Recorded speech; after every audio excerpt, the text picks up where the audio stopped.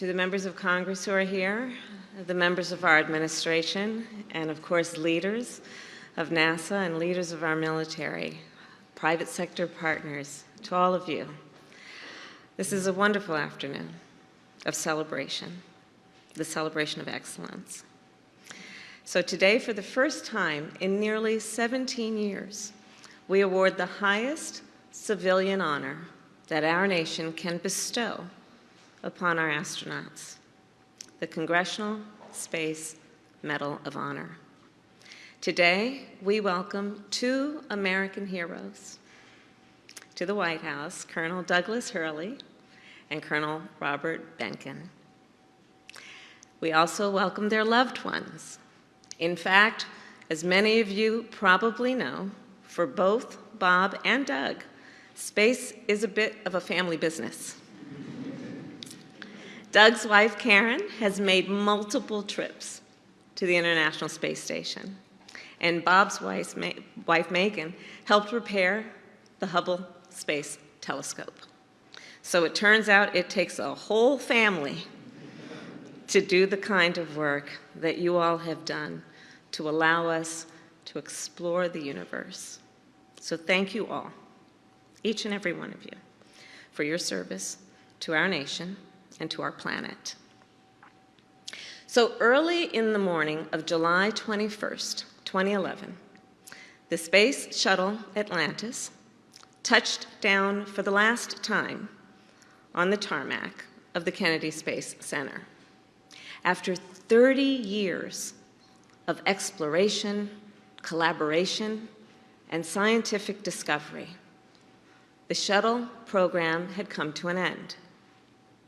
For our astronauts, and for all of the dedicated professionals at NASA, and for our nation, it was a moment of profound pride to reflect on the years of incredible progress made by the shuttle and its crews.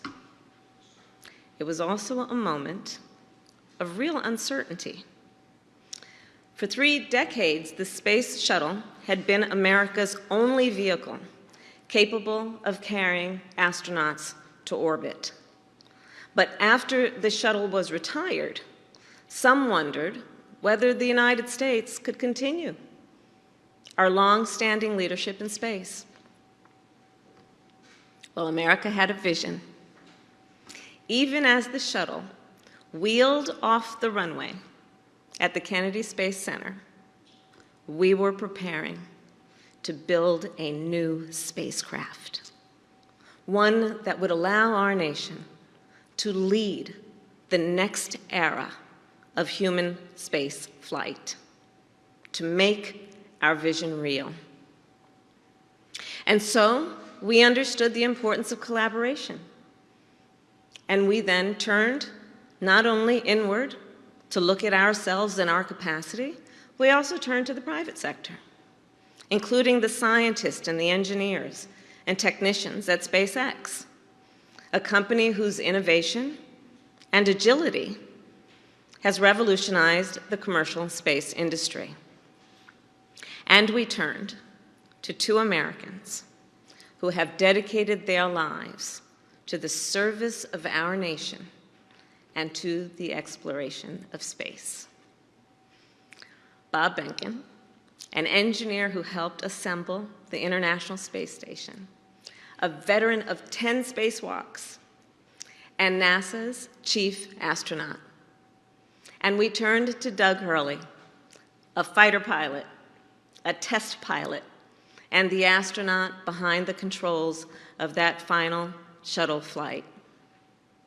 Together, Bob and Doug and the SpaceX team worked for years to design a new Crew capsule, aptly named the Crew Dragon. Every part of the capsule, from flight controls and emergency procedures to computer displays and cockpit layout, all of that shaped by Bob and Doug's decades of know-how.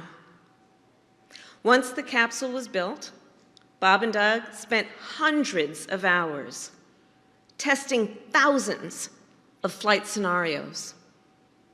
They understood the stakes of their work for our nation, for our world, and importantly, for the astronauts who would one day entrust their lives to the Dragon capsule.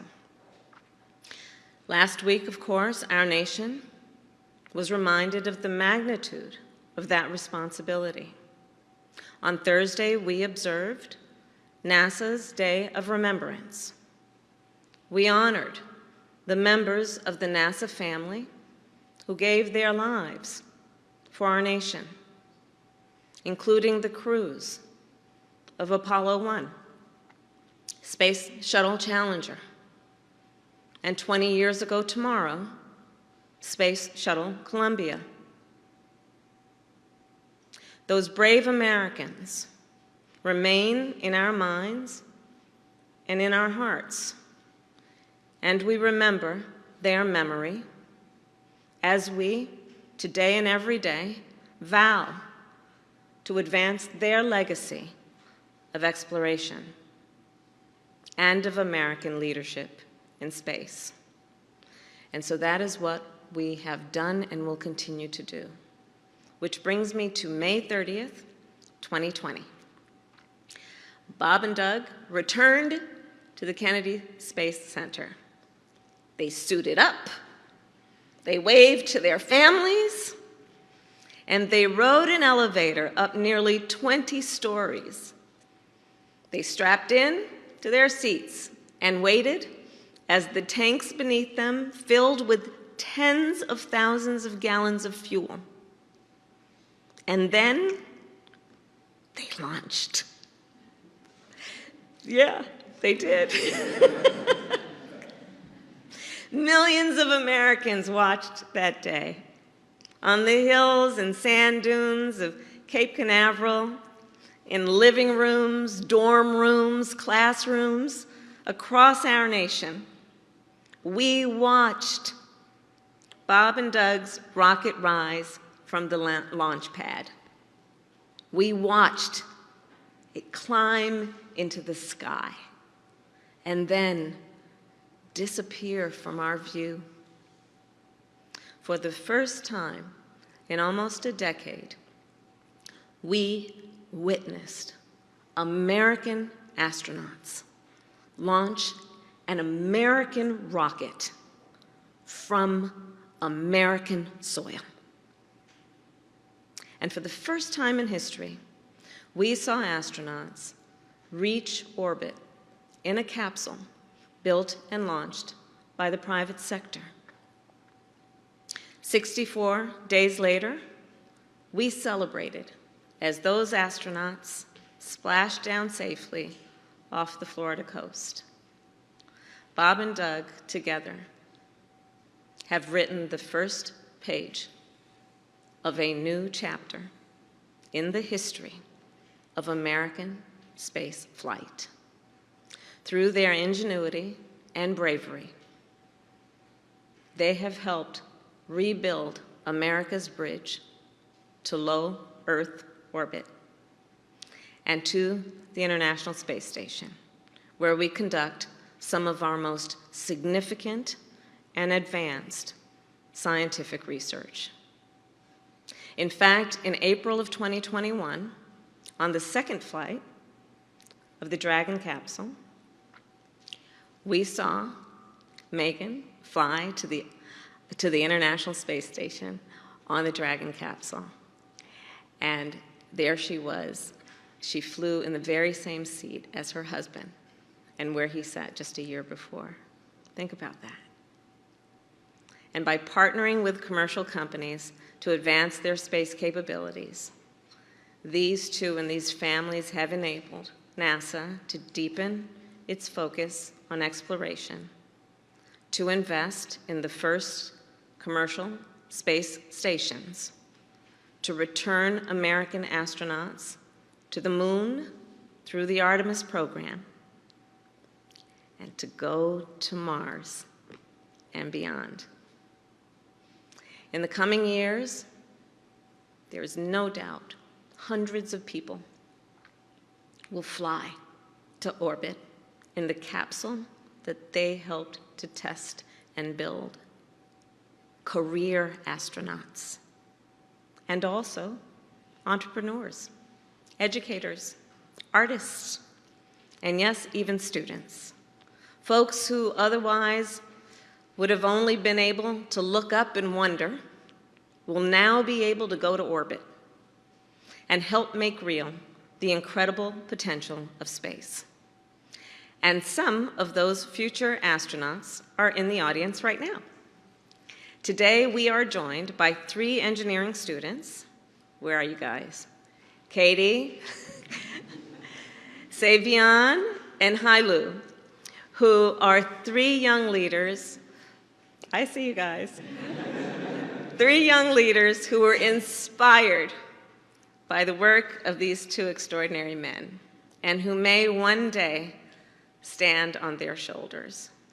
So Bob and Doug, on behalf of President Joe Biden, on behalf of the United States Congress, and on behalf of the people of the United States of America, and as I said to you when we were back in the room, on behalf of people you may never meet, but who will forever be impacted because of your work, forever. It is my great honor to award you both the Congressional Space Medal of Honor. And now, the military aide will read the citations. Colonel Douglas G. Hurley, United States Marine Corps, retired. From his distinguished service as a fighter pilot and test pilot to his pioneering career in space, Colonel Douglas G. Hurley has embodied the spirit of bravery and resolve that defines our nation's greatest heroes. Colonel Hurley piloted the final mission of NASA's Space Shuttle program and served as spacecraft commander of NASA's first crewed commercial spaceflight mission, Demo 2. His leadership in space has paved the way for regular commercial missions to the International Space Station, ushering in a new era of human spaceflight. For his extraordinary achievements on Earth and in space, our nation honors Douglas G. Hurley.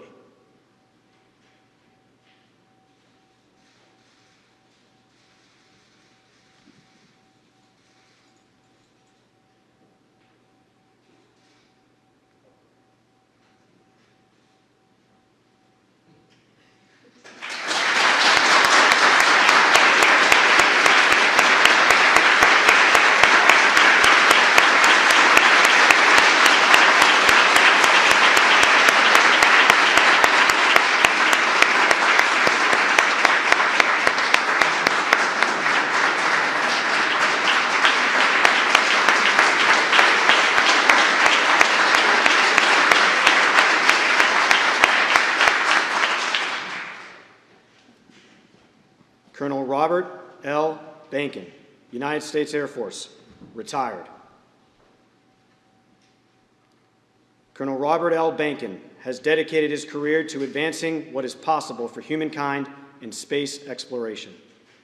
Before making history as Joint Operations Commander of NASA's first crewed commercial spaceflight mission, Demo 2, Colonel Bankin served our nation as flight test engineer and helped assemble the International Space Station.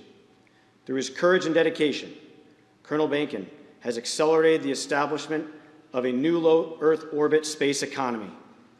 For his pioneering accomplishments, which have helped extend humanity's reach in outer space, our nation honors Robert L. Bankin.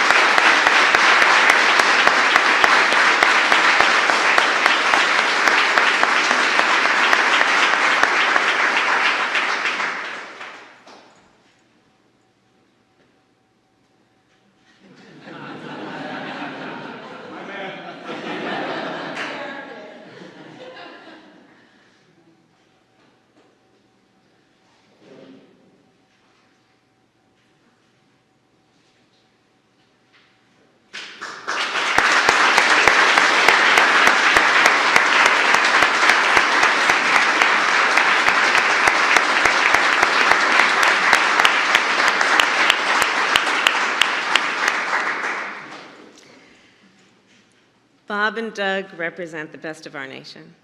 There's no question about it. The courage, the commitment, the brilliance, the vision, the ability to see and understand what is possible and then to go for it represents the best of who we are as a nation. And in that way, you too inspire all of us. And you really serve as a real example of the power of the ambition and the aspirations of our nation. So congratulations to you both, and thank you all for joining us, and let's have a wonderful reception. Thank you all. Have a good afternoon.